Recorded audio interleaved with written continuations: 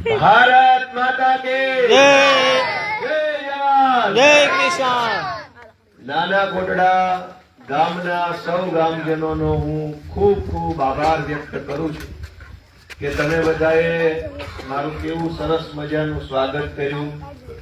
બેનોએ હામૈયા લીધા, દીકરીઓએ ઢોલ વગાડ્યો એટલો બધો, ટ્રેક્ટર ઉપર બેહાડ્યો. આટલું સરસ માન સન્માન આપવા બદલ, આટલા આશીર્વાદ આપવા બદલ હું આખા ગામના બધા આગેવાનો, વડીલો, યુવા દોસ્તો બધાનો બે હાથ જોડીને આભાર વ્યક્ત કરું છું. મિત્રો, હરેશભાઈ આપણા ગામના આગેવાન, અમારા માટે એ બહુ ગર્વની બાબત છે કે આમ આદમી પાર્ટીના નામમાં આમ આદમી પાર્ટી એમ લખ્યું છે, પણ એની અંદર ખરા અર્થમાં માણસો બહુ આમ પરિવારના માણસો છે. હરેશભાઈ તમારા ગામના છે એટલે તમને ખબર હોય કે એ કેટલા સાધારણ સામાન્ય પરિવારમાંથી છે. કોઈ અમીર માણસ નથી, બહુ રૂપિયા વાળા હોય, 100 વીઘા જમીન હોય, કમાઈ ગયેલી પાર્ટી હોય, આખા ગામના પૈસા ભેગા કર્યા પછી હવે માન મોભા માટે થઈને રાજકારણમાં આવ્યા હોય એવું જરાય નથી. જેવા હરેશભાઈ તમારા ગામમાં એક સામાન્ય પરિવારમાંથી આવે છે, એવો જ મારા ગામમાં હું છું. એવા જ ઈશુદાન ગઢવી એના ગામમાં છે, એવો જ પ્રવીણ રામ એના ગામમાં છે, અને એવા જ રાજુભાઈ કરોપડા એના ગામમાં. સીધે સીધું હું કહી દઉં કે હું ગરીબ પરિવારમાંથી છું. બધાને એમ લાગે ભાઈ આ બધા ગરીબ જ છે, પણ વાસ્તવિકતા તમે હરેશભાઈ ઓળખો છો એટલે હું એનો દાખલો લઈને કહું છું કે આખા ગુજરાતના હજારો આવા વ્યક્તિઓ ભેગા થઈ અને એક પાર્ટીને મજબૂત બનાવવાનું કામ કરે છે. નામ છે આમ આદમી પાર્ટી. હા, અમે બધા હું કામ અહીંયા આવ્યા? તમે વિચાર કરો કે એક બાજુ ભાજપ પાર્ટી છે અને એક બાજુ કોંગ્રેસ પાર્ટી છે. ભાજપ પાર્ટી છે એ ગુંડાઓ, બળાત્કારીઓ, તોડબાજો, બુટલેગરો, હલકા ધંધા કરવા વાળા જે કાંઈ પણ માથા ભારે માણસો છે એની પાર્ટી ભાજપ છે. જેને જેને 2 નંબરના ધંધા કરવા હોય, હલકા કામ કરવા હોય, સમાજને ખોતરીને ખાઈ જવા હોય, કટકી કરી જાવી હોય, એ બધાએ ભાજપના પટ્ટા પહેરી પહેરીને આટા મારે છે. અને જે હગાવાલાની પાર્ટી, મામા, બાપા, કાકા, ભત્રીજા બધા એમાં જ હોય, એ કોંગ્રેસ પાર્ટી. તમે વિચાર કરો કે પૈસા વાળા માથા ભારે માણસોની એક પાર્ટી છે, બાપ દાદા, કાકા, મામા, ફઈ, ફુવા બધા નેતા હોય, એના વારસામાં બીજા નેતા પેદા થાય, એની પાર્ટી કોંગ્રેસ છે. પણ હરેશભાઈ જેવા કે મારી જેવા કે ઈશુદાનભાઈ જેવા સામાન્ય પરિવારમાં જન્મેલા, નાના ગામડામાં જન્મેલા લોકોને રાજકારણમાં જવું હોય, લોકો માટે કંઈક કરવું હોય તો એની પાર્ટી કઈ? આપણે તો માથા ભારે નથી, આપણા ખિસ્સામાં પૈસા નથી, આપણે તો બાપ દાદા કઈ રાજકારણમાં નથી, તો શું આપણો રાજકારણમાં આવવાનો હક નથી? આપણો હક છે, પણ એ હક કોણ આપશે? એનો જવાબ દેશની જનતાએ આપ્યો કે ઈ હક દેશની જનતાને આમ આદમી પાર્ટી આપશે દોસ્તો. અને એટલે અનેક એવા નાના નાના ઘરના વ્યક્તિઓએ ભેગા મળીને આ પાર્ટીને આગળ લઈ આવવાની કોશિશ કરે છે. શું કામ? કે આપણા જેવા માણસોની વાત કોઈ સાંભળતું નથી. આપણે રહ્યા ગામડાના માણસો, સીધા માણસો, ભોળા માણસો, સહન કરી લેવાની આપણી દાનત હોય, આપણી ભાવના હોય કે નાનું મોટું હોય તો જાતું કરીએ. પણ આપણી ઈ જે લાયકાત છે, આપણા ઈ જે ગુણ છે, જાતું કરવાનો ગુણ, સહન કરી લેવાનો ગુણ, ભોળપણનો ગુણ, એને આપણી મર્યાદા સમજવામાં આવે છે. આપણું વજન નથી પડતું સરકારોમાં કે સરકારી ઓફિસમાં કે નેતા પાસે, આપણું વજન નથી પડતું, કેમ કે બધા આપણને કઈ સમજતા જ નથી. કેમ કે આ તો ગામડાના છે, આ શું કરી લે? દોસ્તો, હું તમને એમ કહેવા માંગુ છું કે અમે બહુ નાના માણસો છીએ, પણ અમે હિંમત બહુ મોટી કરી લીધી છે. ભાજપ જેવી વિશાળ સત્તા ધરાવતી પાર્ટીની સામે બથ ભરવાનું કામ અમે કર્યું છે. અને એટલે અમે એવી આશા રાખીએ છીએ કે તમને જો એમ દેખાતું હોય કે ભાઈ છોકરા નાના છે પણ કામ મોટું કરી રહ્યા છે, તો 19 તારીખે ઝાડુનું બટન દબાવી અને અમારી હિંમત વધારવાનું કામ કરો એ વિનંતી હું કામને કરું. આજ આપણી વાત કોઈ સાંભળવા તૈયાર નથી. આજ આપણે આપણો પ્રશ્ન હરેશભાઈએ કીધું કે 11 વર્ષથી રોડ નથી બનતો અને એનું બાનું ભાજપ વાળા એમ કાઢે છે કે હરેશભાઈ સાવલિયાએ વિરોધ કર્યો એટલે રોડ બનાવવાનું બંધ રાખ્યું. જો ભાજપ વાળા આવું બાનું કાઢતા હોય તો મારે ભાજપ વાળા સવાલ છે કે વિરોધ તો ઇકોઝોન નો થાય છે, કરજો ને બંધ.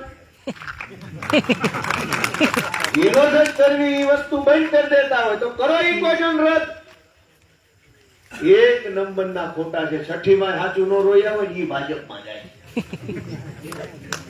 હરેશ સાવલિયાએ વિરોધ કર્યો એટલે રોડ બંધ રાખ્યો તો ઇકોઝોન નું હું વિચાર કરીને કયો મને મારી વાત સાચી છે ખોટી છે? અહીંયા એક મારે વિરોધ કર્યો તો રોડ બંધ રાખ્યો, ત્યાં તો લાખો ખેડૂતો વિરોધ કરે છે કાકા આને બંધ કરો, તો નથી બંધ કરતા. એનો અર્થ એવો થયો કે હરેશભાઈના કારણે રોડ બંધ નથી, પણ ભાજપના અહીંયા જે કાંઈ ચૂંટાયેલા માણસો હોય ને કાયર છે, એનાથી એક રોડ બને એવો નથી. એટલા નમાલા પડે છે ને એટલે રોડ. આની આ જ જગ્યાએ નરેન્દ્ર મોદી આ ગામમાં નીકળવાના હોય રોડ નહીં બને. બને એને ક્યાં વાહો ખવાવો છે તોય રોડ બને. આપણે હાલવું છે, આપણો રોડ નહીં બને. અહીંથી ભૂપેન્દ્ર પટેલ કે પાટીલ કે સંઘવી નીકળવાના છે, રાતોરાત ડમ્ફરી આવી જશે તો હરેશ સાવલિયાનો વિરોધ નહીં નડે, તો કઈ ન નડે, તો બધું જ થઈ જાય. દોસ્તો, રોડ નથી બનતા. અનેક એવા કામો છે, નાના નાના કામો જે થતા નથી. હું આ ગામડે ગામડે ફર્યો, 2 મહિનાથી હું અહીં વિસાવદર રહેવા વહી આવ્યો. અહીંયા જ રહું છું અને અહીંયા જ રહેવાનો છું ભવિષ્યમાં. પણ હું અહીંયા ગામડે ગામડે હરીશભાઈ ની હારે હું ફરું છું. અનેક ગામડામાં મેં જઈને વેદનાની ડાયરી બનાવી, એમાં મેં ગામજનોના જે કઈ પ્રશ્નો હતા એ લખ્યા. એ બધા પ્રશ્નોને મેં જયારે જોયા તો મને એમ લાગ્યું કે આમાં વાત તો બહુ નાની નાની છે, કઈ એવડું મોટું કોઈ ગામજનોએ માંગ્યું નથી કે થાય જ નહીં. થઈ શકે એવી વાત, અલગ અલગ ગામડાના પ્રશ્ન એ થઈ શકે એમ છે. કોક કે રોડ બનાવી, કોક કે અમારા ગામમાં આવતા પહેલા નદી આવે છે, બેઠું પુલ્યું છે અને જરાક ઊભું કરી દો તો ચોમાહે ઉપાધિ ન થાય. કોકને વાંકડા ઉપર પુલ્યું બનાવવું છે, કોકને કેળો રિપેર નથી થયો એ કામ કરાવવાનું છે, કોકના ગામમાં પંચાયતનું મકાન નથી, ગામ પંચાયતનું એ કરાવવાનું બાકી છે, કોકના ગામની અંદર બસ સ્ટેન્ડ નથી તો બસ સ્ટેન્ડ નાનું એવું બનાવવાનું છે. અનેક ગામડાના લોકોએ જે પ્રશ્ન રજૂ કર્યા એ પ્રશ્ન કાંઈ બહુ મોટા મોટા પ્રશ્નો, મહાન પ્રશ્નો નથી કે થાય જ નહીં. હાવ સામાન્ય પ્રકારના પ્રશ્નો છે, પણ 15-15, 20-20 વર્ષથી થતા જ નથી. એ રોડ હોય કે નાળું હોય કે પુલિયું હોય. તો તમે બધા વિચારો કે કામ ન થાય તો એના 2 કારણ હોય. કામ કરવું જ ન હોય અને કામ થાય એમ જ ન હોય. તમને શું લાગે છે ભાજપના રાજમાં શું છે? કામ થાય એમ નથી કે કામ કરવું જ નથી? કરવું જ નથી. ભાઈ પાછા ચૂંટણી આવી જાય છે, મૂર્ત્યા થઈ મત દેજો. કામ થાય એમ ન હોય તો એના 100 રસ્તા હોય. જેમ કે કોઈ ગાડી બંધ પડી હોય ને એક માણસ રોડના કાંઠે આમાં કીકુ મારતો હોય, ન ચાલુ થાય તો બીજો આવે, ઉભો રહે ભાઈ લાય જરા, એ ઓલું 2 બટન આમ કરીને ઈ કીક મારે, એથી ન થાય ત્રીજો આવે. કામ થાય એમ જ ન હોય, એના 100 રસ્તા હોય કામ કરવાના. પણ કામ કરવું જ ન હોય તો કેટલા રસ્તા વધે? તો એકેય રસ્તો ન વધે. તો ભાજપની દાનત કામ કરવાની છે જ નહીં. ચૂંટણી જીતવાની, હોદ્દા પર આવવાનું અને પછી પબ્લિક ને લૂંટીને ખિસ્સા ભરવાના, પછી ઈ પૈસાથી પાછું ચૂંટણીમાં આવવાનું, વળી ચૂંટણી જીતવાની, વળી પૈસા બનાવવાના, વળી ચૂંટણીમાં એ પૈસાના ભજીયા ખવડાવવાના, વળી 5 વર્ષ તેલ કાઢવાનું પબ્લિકનું, વળી પાછું ચૂંટણીમાં જવાનું, ભજીયા ખવડાવવાના. પૈસાથી સત્તા અને સત્તામાંથી પૈસો, આ ખેલ આવે છે કે પૈસા ખર્ચીને સત્તામાં આવવાનું, સત્તામાં આવ્યા પછી પૈસા બનાવવાના, ઈ પૈસાથી પાછી ચૂંટણી જીતવાની, જીત્યા પછી પાછા પૈસા બનાવવાના. આ ખેલ 40 વર્ષથી ભાજપે ગુજરાતની અંદર ચાલુ કર્યો છે. મારી વાત ખોટી હોય ના પાડજો. કે સત્તાથી પૈસા અને પૈસાથી સત્તાનો ખેલ.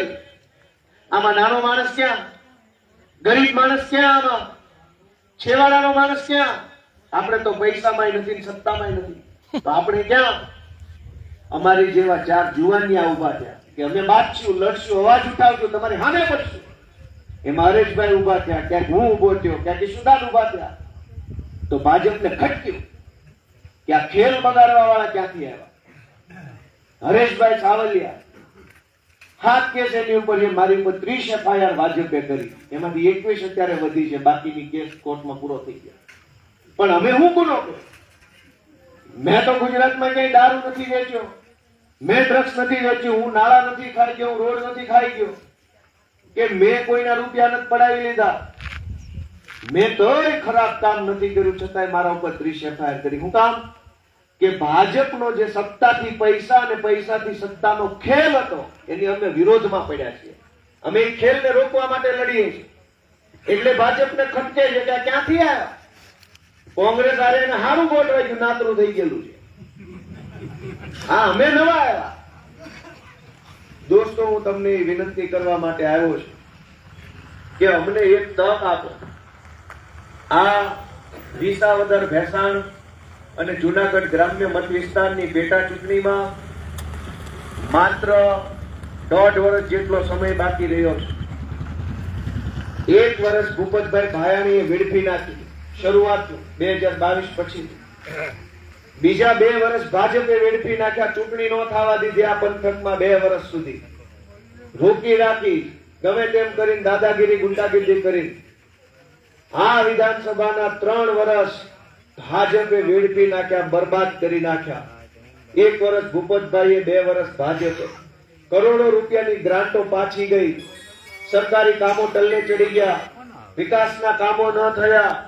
આ ગયા 2 વર્ષ દરમિયાન જનતાને અનેક મુદ્દા ઉપર નેતાની જરૂર પડી, મદદની જરૂર પડી, પણ કોઈ મદદ કરે એવો નેતા નહોતો અહીંયા. શું કામ?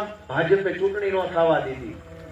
ગઈ સાલ દિવાળી ઉપર માવઠું આવ્યું, પાથરા તણાઈ ગયા, વોકળામ વહી ગયા, દરિયે ભળી ગયા.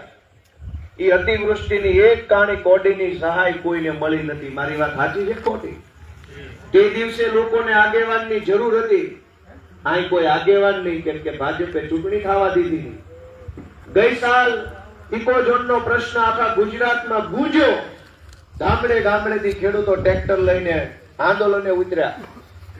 તે દિવસે આગેવાનની જરૂર હતી ખેડૂતોને, પણ અહીંયા કોઈ આગેવાન નહીં. શું કામ? કેમ કે ભાજપે અહીંયા ચૂંટણી ન થવા દીધી. ગઈ સાલ ટેકાના ભાવના ખરીદી કેન્દ્રોમાં ભ્રષ્ટાચારે માજા મૂકી. એક ખાતા દીઠ પૈસા લેવામાં આવતા હતા, કોઠલો ઠપકારવાના ખેડૂત પાસેથી પૈસા લઈ લેવામાં આવતા. તે દિવસે ખેડૂતોને એક આગેવાનની જરૂર હતી, પણ આ પંથકમાં કોઈ આગેવાન નહોતા. શું કામ? ભાજપે 2 વર્ષ સુધી ચૂંટણી ન થવા દીધી. અને એટલે અનેક વખત એવો આવ્યો, અનેક સમય એવા આવ્યા કે જ્યારે લોકોની એક આગેવાનની મદદની જરૂર હતી, પણ આ પંથકમાં કોઈ આગેવાન નથી, કેમ કે ભાજપે ચૂંટણી ન થવા દીધી.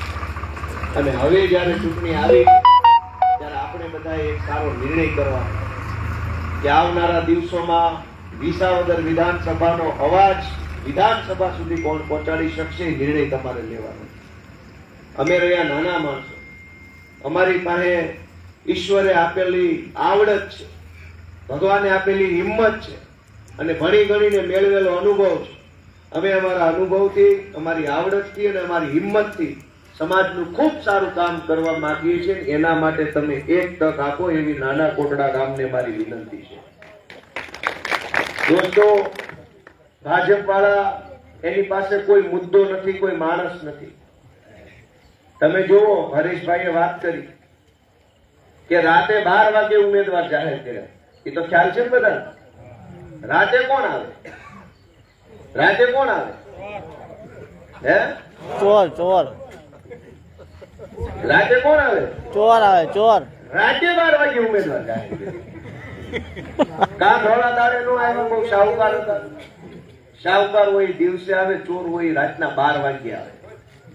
ભાજપે નહીં ખબર છે કે ચોરી કરવા જાય એટલે રાતના અંધારામાં આપ્યો. અને એમાંય પાછી નવાઈ જો કે રાતે 12:30 વિસાવદરના સરદાર ચોકમાં ફટાકડા ફોડતા કેટલાક ભાજપ વાળા.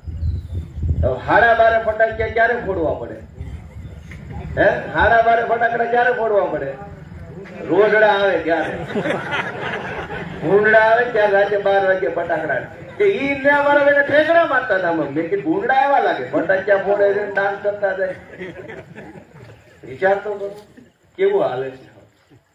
આપણા હાથમાં નિર્ણય છે કે આપણે શું કરવું છે.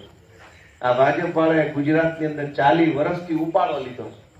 ચારે બાજુ એના માણસો જીતેલા, પણ એક નાના માણસનું કામ ન થાય. ગામડાનો ગરીબ માણસ હોય, ખેતી મજૂરી કરતા હોય, ઘરની જમીન ન હોય, નાનું ઘર હોય, મહેનત મજૂરી કરીને સુખેથી જીવતા હોય, કૂપનમાંથી 2-5 કિલો ઘઉં ચોખા મળવા પાત્ર હોય, તો કૂપનમાં નામ બદલવું હોય, કૂપનમાં કાંઈક બીજું ત્રીજું કામ હોય, મામલતદાર ઓફિસમાં કેટલા ધક્કા ખવડાવે છે. આ વાત સાચી છે ખોટી છે?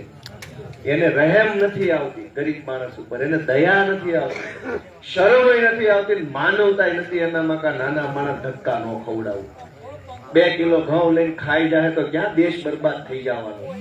અને દેશ બરબાદ કરનારા હોય આ વિસ્તારમાં અનેક માથા ભારે માણસો છે. જેને સરકારી જમીનો ખોતરી માટી કાઢીને કરોડો રૂપિયા કમાઈને બંગલા બનાવી લીધા, એનું મામલતદારે શું કરી દીધું? ગુંડાઓનું પોલીસ કાંઈ નથી બગાડી લેતી. માથા ભારે માણસોને મામલતદાર કાંઈ નથી કહી શકતો. પણ ગામનો ગરીબ માણસ ઉઠીને જાય કૂપનનું કામ કરાવવા, કોક આવકનો દાખલો કઢાવવા, કોક આધાર કાર્ડ કઢાવવા જાય, કોક ખેડૂત ખાતેદારનો દાખલો કઢાવવા જાય, કોક કાંઈક કામ લઈને મામલતદારે જાય તો સિંગમો થઈ જાય આપણી. અને ગુંડા બદમાશોની સામે વાંકા ઉભા રહે છે, આવો સાહેબ, દેવો સાહેબ, પ્રણામ સાહેબ. આ કઈ પરિસ્થિતિ છે? અને તેમ ક્યાં હું ખોટું બોલતો કે ગોપાલભાઈ ખોટી વાત છે? ખોટી છે સાચી છે? આપણને લાઈનમાં ઉભા રાખે અને આપણું કામ હોય કેવું? અવડું અમતું કામ હોય, આવકનો દાખલો કઢાવવાનો હોય. આવક કઈ હોય નહીં તો દાખલો ટાણે કઢાવવો પડે. અને ઈ આવકનો દાખલો લઈને ક્યાંક ગામમાં ગીરવે મૂકો તો 100 રૂપિયાનો આપે. 1.5 લાખની આવકનો દાખલો હોય, ગીરવે મૂકો રૂપિયા કેટલા આવે? કઈ નો આપે.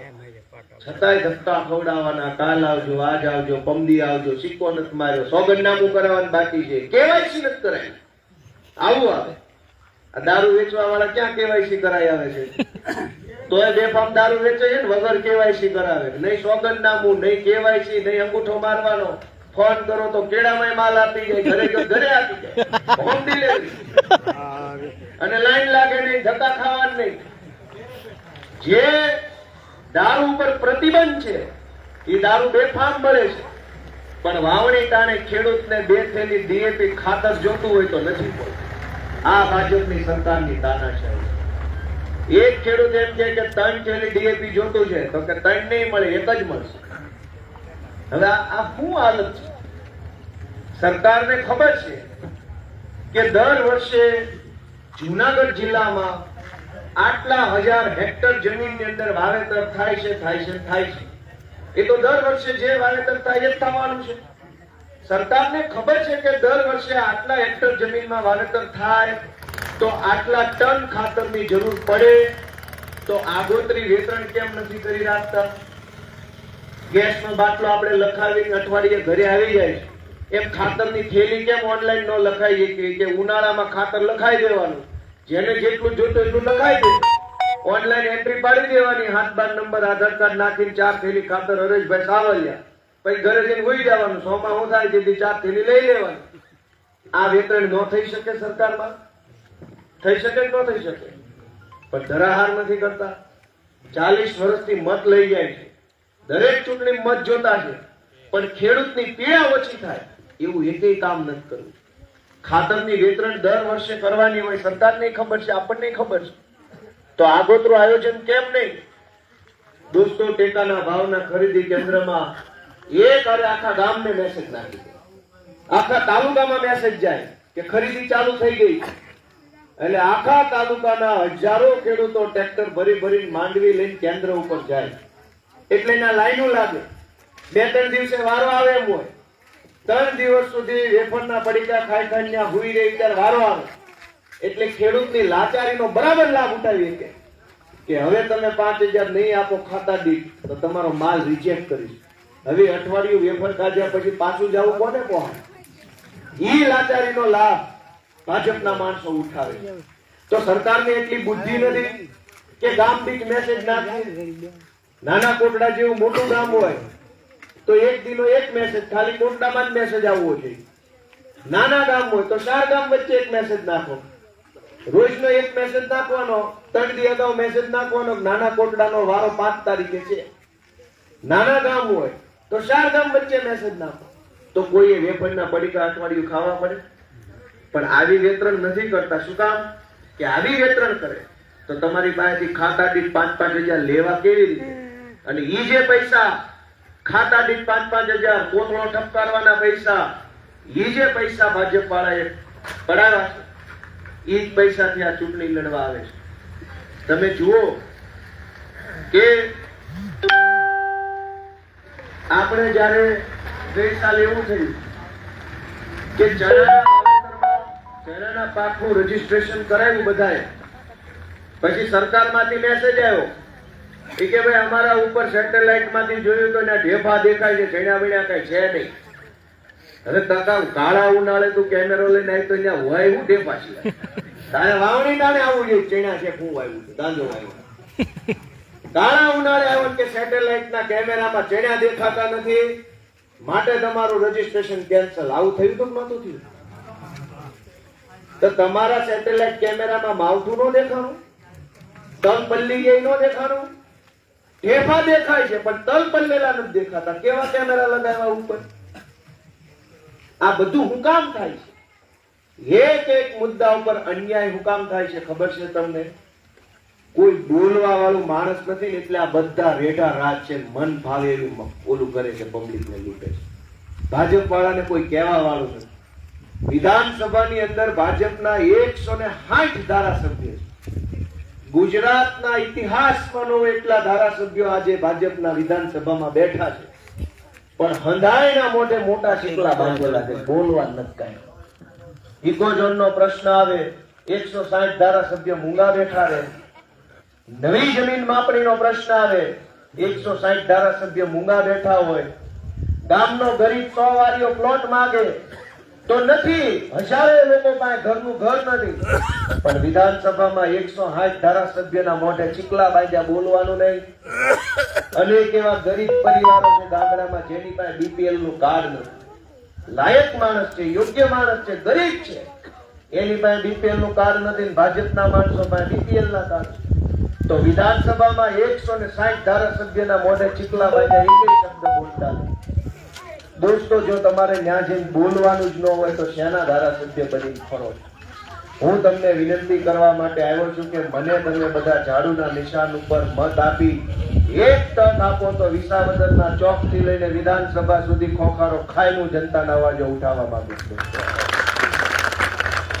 આ પંથકમાં અનેક ગામડામાં મેં તમને શરૂઆતમાં કીધું એમ કે કામ કરવાની દાનત ન હોય કે કામ થાતું ન હોય, એ બંને પ્રશ્ન અલગ છે. આ પંથકને ગરવા ગિરનારનો લાભ મળે છે. ગિરનાર ઉપરથી કેટલું પાણી દળીને વયું જાય છે, અલગ અલગ નદીઓમાં, વોકળામાં, નેરામાં થઈને વયું જાય છે. 40 વર્ષથી ભાજપની સરકાર છે. અનેક ગામડા, પીડાખાઈમાં, ઉમરાળીમાં, અનેક જગ્યાએ ભગવાને એવી ધાર બનાવી છે. થોડુંક આમ ડેમ જેટલો બાંધી દે ને તો ગામ લીલું છમ થઈ જાય એમ છે. બધાએ વરણ છે સુખ શાંતિથી ખેતી કરી જીવી શકે એમ છે. પણ 40 વર્ષે ભાજપથી એક ડેમ નથી બનતો. શું કામ નથી બનતો? કે કામ કરવાની દાન જ નથી. કેશુબાપા પટેલ જયારે હયાત હતા ત્યારે એ 2 વાત ઉપર બહુ ભાર આપતા હતા. પહેલી વાત એવી કહેતા હતા કે વરસાદનું પાણી રોકો. એ કેશુબાપાનો વિચાર હતો કે પાણી જવા નથી દેવાનું, જેટલું પાણી ભગવાન આપણને મોકલે છે એને રોકી લેવાનું છે. ચેક ડેમ બનાવીને, તળાવ બનાવીને, ડેમ બનાવીને. આજની પરિસ્થિતિ શું છે? અનેક ગામડાના ખેડૂતોને સિંચાઈનું પાણી નથી મળતું. યોજનાઓ કેટલી બને કાગળ ઉપર. કલ્પસર યોજના ભાવનગરમાં હતી, દરિયાની અંદર ડેમ બનાવવાની, બાંધ બનાવવાની વાત હતી, અને ખંભાતના અખાતમાંથી મીઠું પાણી આખા કાઠિયાવાડને આપવાની વાત હતી. કેશુ બાપા જયારે પહેલી વાર મુખ્યમંત્રી બન્યા ત્યારે આ યોજના આવી હતી, કલ્પસર યોજના.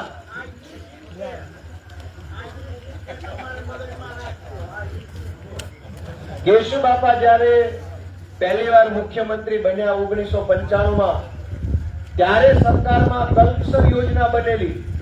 કલ્પસર યોજનાનું લક્ષ્ય એવું હતું કે આખા કાઠિયાવાડને સિંચાઈનું પાણી જોઈએ એટલું મળી રહે. આજ ની વાતને કેટલા વર્ષ થયા? એક ટ્રેક્ટર ને લઈ જવા દે, સાઉન્ડ ધીમું પડે મારું, એનો અવાજ વધી જાય પાછો.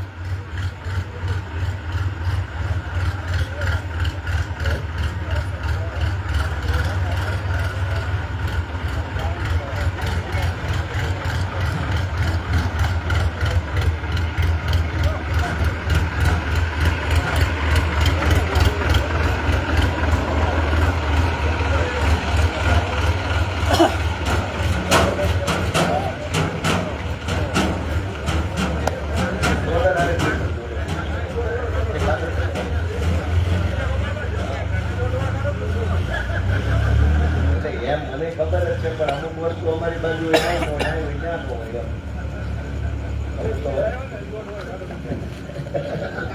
તો હું તમને એમ કહેતો હતો કે કેશુ બાપા જયારે પહેલી વાર મુખ્યમંત્રી બન્યા ત્યારે કલ્પસર યોજના બની.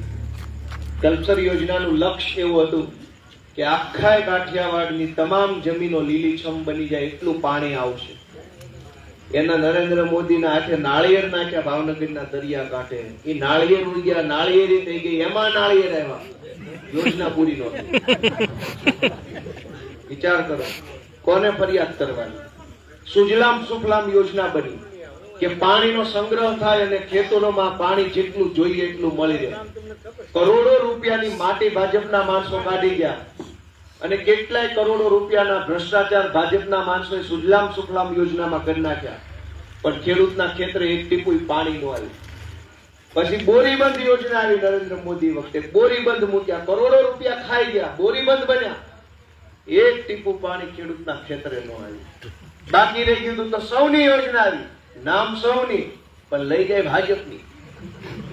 કોઈ ટીપું પાણી નું આવ્યું. કેટલાક ગામડામાં આવ્યું, પણ મોટા ભાગના ગામડામાં હજુ પાણી પહોંચ્યું નથી. યોજનાઓ એક યોજના બન્યા, ફલાણી યોજના, આ યોજના, તે યોજના, કરોડો રૂપિયા ફળવાઈ જાય, કરોડો રૂપિયા ખવાઈ જાય, પણ ટીપું પાણી નથી આવતું. શું કામ? કે કામ કરવાની ભાજપમાં દાન જ નથી. મેં તમને કીધું કે આ ગિરનાર ઉપરથી કેટલું પાણી વહ્યું જાય છે. અનેક ગામડાના લોકોએ મને કીધું, ગામે ગામ ગયો, કોઈ એન્જિનિયર ને પૂછવાની જરૂર નથી. ગામને ખબર છે ક્યાં ડેમ બનાવો એટલે ગામ લીલુંછમ થઈ જાય. દરેક ગામમાં પોતપોતાના ગામની પરિસ્થિતિ લોકોને ખબર છે કે અમારી ફલાણી ધાર ઉપર એક આમ બનાવી નાખો ને એટલે 10 ગામ લીલાછમ થઈ જાય એમ છે. પણ કોણ બનાવે? સરકાર 40 વર્ષથી ભાજપની છે. ડેમના કામમાં તો કઈ હરેશભાઈ વિરોધ નથી કર્યો, નથી બનાવતા. રોડમાં બાનું છે, ડેમમાં શું બાનું છે, ચેક ડેમમાં શું બાનું છે, પણ કામ જેને કર્યા નથી એનાથી કામ ક્યારેય થવાના નથી. અનેક બાબતો કહેવા જેવી છે મિત્રો, પણ બધું કહેવા બેસે તો પાર નથી આવે. એટલે હું તમને ટૂંકી વિનંતી કરવા માટે આવ્યો છું કે આ ચૂંટણીમાં મને એક તક આપો. હું યુવાન માણસ છું, વકીલ છું હાલમાં, મેં સરકારી નોકરી કરી. હું 2012 માં પોલીસ ખાતામાં રાઇટર હતો. મેં 4 વર્ષ રાઇટર તરીકે નોકરી કરી, રાજીનામું મૂકી દીધું. એ થોડુંક આગળ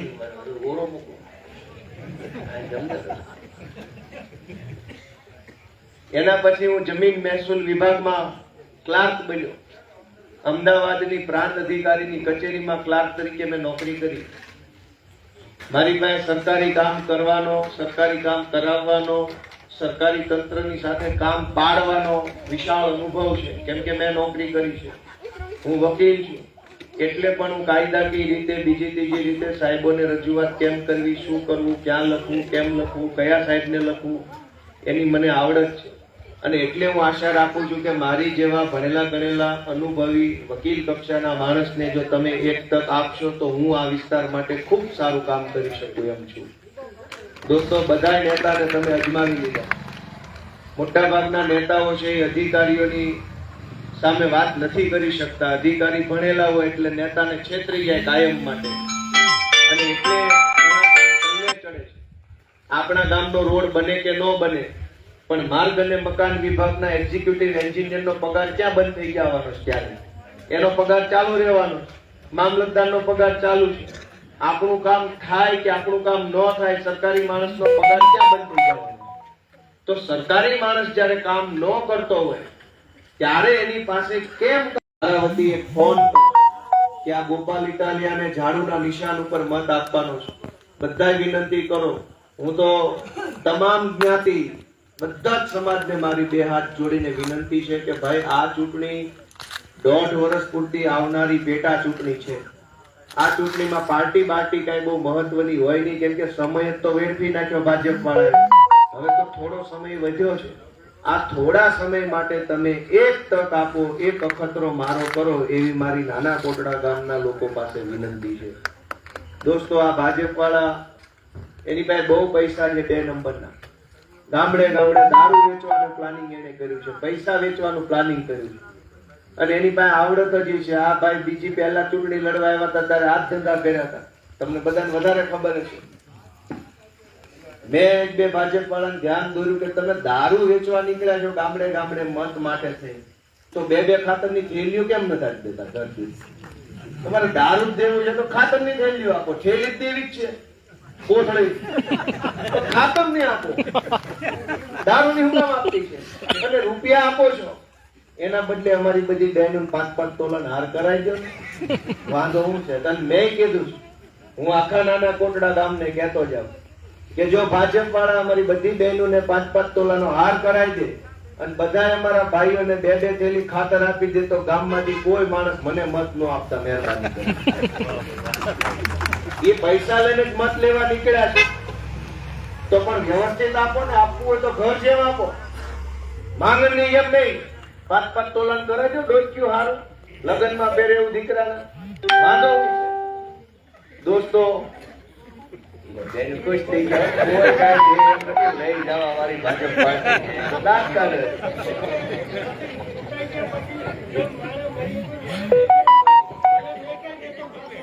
એ મેળું માંગવાનું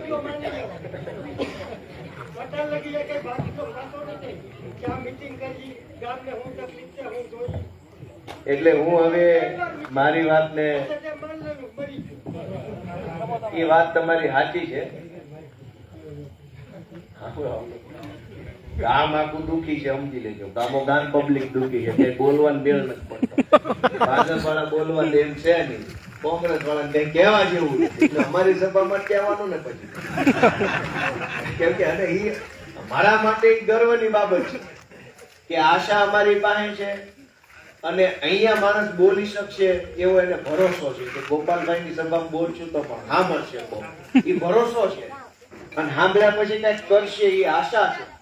અને એટલે હું તમારી પાસે આશા લઈને આવ્યો છું કે આ ચૂંટણીમાં મને એક તક આપો. દોસ્તો, એક છેલ્લી અને મહત્વની વાત એ છે કે 19 તારીખે મતદાનનો દિવસ છે. એટલે ચોમાસું ચાલુ થઈ ગયું છે. આપણા ગુજરાતની પરિસ્થિતિ પ્રમાણે, આબોહવા પ્રમાણે 15 તારીખથી આપણે ચોમાસું માની લેતા હોઈએ. 19 તારીખ એટલે બરાબર વાવણીનો ટાઈમ ગણાય. તો 2 સંભાવનાઓ છે. એક તો 19 તારીખે ધોધમાર વરસાદ પડતો હોય તો એવું બને કે અનેક લોકો મત આપવા ન જાય. કે કોણ જાય વરસાદનો બહાર? ગયડા માણસો હોય, બીમાર માણસો હોય, ઓછું હાલી શકતા હોય, અથવા કોઈ વડીલ મુરબ્બી હોય, તો એવું બને કે એ મત આપવા ન જાય કે ભાઈ હવે ત્યાં પલળતા પલળતા ક્યાં મત આપવા જવું. તો એવું બને કે 19 તારીખે વરાપ નીકળી હોય, અગાઉ વરસાદ આવી જાય અને ખેતરમાં કામ ઉઘડે, તો અનેક ખેડૂતો એવું વિચારે કે ભાઈ હું એક મત નહીં આપું ત્યાં ક્યાં ફરક પડવાનો, હાલો વાડીએ, એમ માની 100 જણા વાડીએ ગયા અને ગામો ગાય મોહો વાડીએ ગયા છે, તો આખું પરિણામ બદલાઈ જાય. તો હું આખા ગામને, બહેનોને, વડીલોને, બધા મિત્રોને વિનંતી કરું છું કે ધોધમાર વરસાદ હોય કે ગમે એવી વરાપ હોય, આખા ગામમાંથી 90% મતદાન થાય એવી દોડધામ કરવાની જવાબદારી તમારી છે, એવી મારી તમને વિનંતી છે. કેમ કે મતદાન ઓછું થશે તો પરિણામ ઉલટ સુલટ થઈ જવાની સંભાવના છે. પણ પૂરા આખા ગામ મત આપશે તો તમે જે ધાર્યું છે ને એ જ માણસ જીતીને આવશે દોસ્તો. એટલે મતદાનમાં કોઈ આળસ ન કરે. વરસાદ કે વરાપના કારણે કોઈ માણસ મત આપ્યા વગર બાકી ન રહી જાય એની ખાસ તમે બધા કાળજી લેજો. ફરી એક વખત હું ઓલી વાત થઈ કઈ કહ્યું ઓલી પીએફ વાળી એ આપણા ગામની છે ને એમાં એમ હા હા. પહેલી વાત તો એવી છે કે કિરીટ પટેલે ચૂંટણીમાં જે એફિડેવિટ જાહેર કર્યું એ એફિડેવિટ ની ઉપર સિક્કા લાગેલા મેં આજે જોયું. 30 તારીખે એફિડેવિટ બન્યું છે. એટલે કે 29 તારીખે કિરીટ પટેલને ખબર હતી કે એ ચૂંટણીમાં ઉમેદવાર બનવાના છે. તમે ઓનલાઈન બધા લોકો ઇલેક્શન કમિશનની વેબસાઇટ ઉપર આને જોઈ શકશો. કિરીટ પટેલે ચૂંટણીનું જે ફોર્મ બનાવ્યું છે એની ઉપર 30 તારીખના સિક્કા પાને પાને લાગ્યા છે. 15 પાના છે, બધા પાના ઉપર 30 તારીખનો સિક્કો છે. એની ઉમેદવારી જાહેર થઈ 1 તારીખે રાત્રે. એને ખબર હતી 3 દી પહેલા કે હું ઉમેદવાર બનવાનો, એટલે એને કારહો કર્યો, ષડયંત્ર કર્યું, ખોટા કાગળ બનાવ્યા, લોકોની આંખમાં ધૂળ નાખવાનો ધંધો કર્યો. શું કામ? કે ટિકિટ તો પાકી હતી. ટિકિટ પાકી હતી એવી શું કામ ખબર પડી? કે એફિડેવિટ 30 તારીખે બની ગયું. 30 એફિડેવિટ શું કામ બન્યું? 29 ખબર પડી ગઈ કે તું ઉમેદવાર બનવાનો છો, તો સવારે એફિડેવિટ બનાવી લીધું. તો એને એ જ દિવસોમાં એક નકલી લેટર બહાર પાડ્યો કે ભાઈ પીએફ ની જમીન જે છે એ જંગલમાંથી છૂટી કરીને રેવન્યુ કરી દેવામાં આવે છે. તમે બધા જોશો તો એ કાગળિયામાં કઈ તારીખ નથી લખી. ક્યાંય તારીખ લખી છે કે કાગળિયું કઈ તારીખે પ્રિન્ટ થયું? કોઈ જોયું છે કાગળ? કોઈ જોયું છે કે નહીં? કોઈ જોયું નથી તો તમે કે બધા સાંભળવા આવે છે ક્યાં? પણ આમાંથી સાંભળવા આવે ક્યાં છે? એ કાગળમાં એ કાગળિયું કઈ તારીખે પ્રિન્ટ થયું એની કોઈ તારીખ નથી. એનો મતલબ એમ કે આ હંબક વાત છે, છેતરપિંડીનો ધંધો છે. એ કાગળ જુનાગઢ જિલ્લા સહકારી બેંકના ચેરમેન કિરીટ પટેલના નામથી બહાર પાડ્યું, પણ એમાં કિરીટ પટેલની સહી તો ક્યાંય નથી. એની સહી જોઈ હોય તો ઓનલાઈન એને એફિડેવિટ જે મૂક્યું છે ચૂંટણી પંચમાં એમાં એની અંગ્રેજીમાં સહી છે, આમાં એની સહી નથી. ભાઈ આટલું મોટું ક્રાંતિકારી કામ કર્યું, ખેડૂતો પર આટલો મોટો અહેસાન કર્યો ને સહી ન કરી તમે?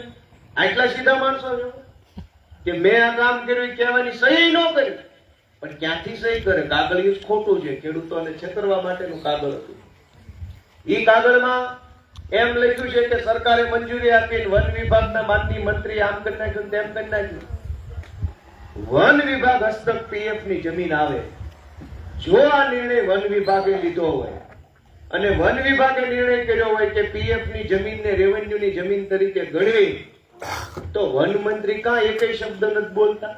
અને કિરીટ પટેલ અત્યારે જાનમાં જ આવ્યા હોય એમ તૈયાર થઈને ઉભર્યા છે.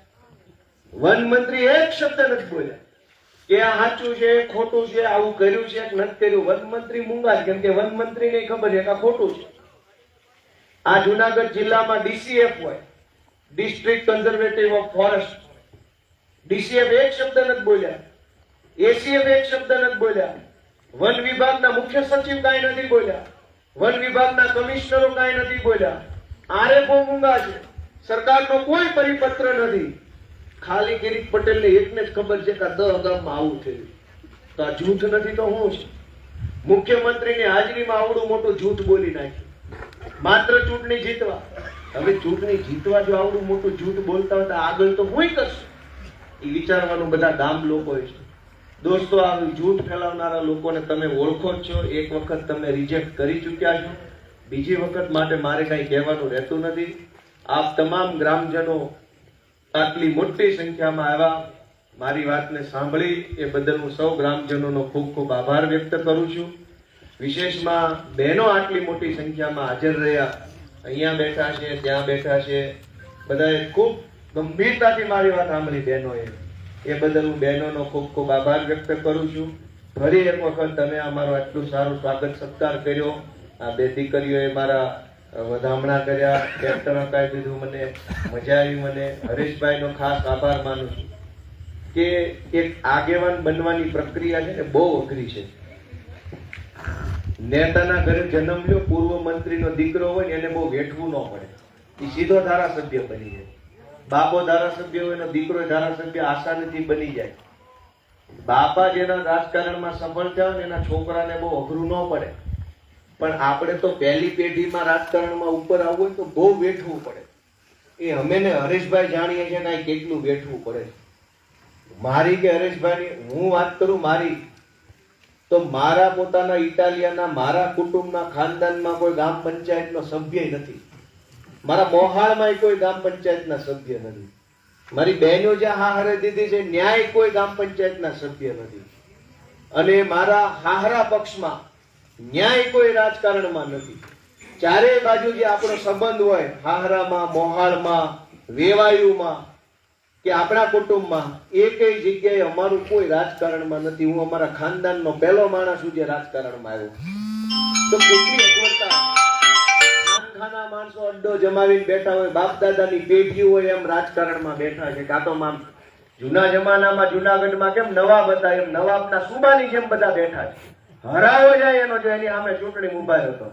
આ ભાજપ વાળાનો હરાવો જાય છે ત્યારે ગોપાલ ઇટાલિયો શેનો વિસાવદરમાં આવ્યો? આ ક્યાં એનું છે? ઈ ક્યાં તમને ખાતે કરી દીધું? હાથ બારમાં લખાઈને આવે છે ભાજપ ખાતે. પોતપોતાના સુબા હોય, નવાબ હોય એમ ભાગ પાડી લીધા છે. લોકોના ભાગ પાડી લીધા. હવે કોઈ નવો માણસ રાજકારણમાં આવે, લોકોની વાત કરે, લોકોનો અવાજ ઉઠાવે તો એને નથી ગમતું. એને પેટમાં તેલ રેડાય. અમે નાના માણસો છીએ, કેટલી સમસ્યાઓનો સામનો કરીને રાજકારણમાં ટકેલા છીએ. પોલીસ અમને ઉઠાવી જાય, ગુંડાગાળું દે, છાપાવાળા અમને સપોર્ટ ન આપે, મીડિયાવાળા ઊંધું બતાવે, ગામમાં તે ભાજપના એક બે લફંગા ફરતા હોય અમારી વિરુદ્ધમાં જેમ ભાવે બોલતા હોય, પોસ્ટર માર્યું હોય એની ઉપર કાળો સ્પ્રે મારી દે. ધંધા ભાજપના કાળા છે, ફુવારો અમારા ફોટા પર કાળો મારી દે. દોસ્તો આ બળતરા ખૂબ છે. છતાંય તમે હિંમત નથી હારતા ને. એ વાતને જો તમે દાદ આપવા માંગતા હોય તો હાવણો દબાઈ દીજો. એક નાના ઘરમાંથી રાજકારણનું મોટું પગથિયું ચડવું કેવડું અઘરું છે. હું એકવાર ધારાસભ્ય બની જાય પછી મારા છોકરાને જિલ્લા પંચાયતના સભ્ય બનવા બહુ તકલીફ નહીં પડે. પણ પહેલું પગથિયું ચડવું કેવડું અઘરું છે. આ તો રાજકારણનું પગથિયું. ડગલે ડગલે ગુંડાઓ, માથાભારે માણસો, પોલીસો, બુટલેગરો, માફિયાઓ બધાની સામે બાંધવાનું. અને બાંધીને લઈ હું લેવાનું? કાંઈ નહીં. હરેશભાઈ હું કમાઈ ગયા કયો રાજકારણમાં? અબજશ જ્યાં હોય ના મેણા ટોળા. તમે આમાં બોલતા નથી, આ રોડ ખરાબ છે. હરેશભાઈ કેમ અવાજ નથી ઉઠાવતા? જિલ્લા પ્રમુખ છો. ક્યાં એને લાખ રૂપિયાનો પગાર આપે જિલ્લા પ્રમુખ હોય? પણ દોસ્તો, હરેશભાઈને તમે આટલો સપોર્ટ આખું ગામ આપો છો એ બાબત માટે હું તમારા બધાનો આભારી છું. અને હું તો વિનંતી કરતો જાઉં કે ભાઈ હરેશભાઈ ભલે આમ આદમી પાર્ટી છે એટલે નહીં, પણ કોક તો બોલે છે. અવડા મોટા મલકમાં ધારાસભ્યો નથી બોલતા ત્યારે એક નાનો માણસ કંઈક તો હિંમત કરે છે ને. હિંમતને કાયમ દાદ આપતા રહેજો ને, જ્યાં જરૂર પડે ને એની હારે ઉભા રહેજો એવું વિનંતી કરતો જાઉં છું. કોક નાનો માણસ બોલવા માટે આગળ આવે તો બીજું તો આપણે શું કરીએ? કહેવાય છે ને ગોવર્ધન તો ગિરધારી ઉચકે, આપણે તો ઓલી લાકડી અડાડવાની હોય. આપણે ઉચકવાનો નથી. લડવા વાળો લડાઈ લડે છે. એ હરેશભાઈ સાવલિયા હોય કે ઈશુદાન ગઢવી, ગોપાલ ઇટાલિયા લડે છે. આપણે લડવાનું નથી. પણ એક લાકડી અડાડતા હોય એમ એક ખાવણાનું એક બટન દાબી દઈએ તોય તે આપણે ઘણું સારું કામ જીવનમાં કર્યું ગણાય.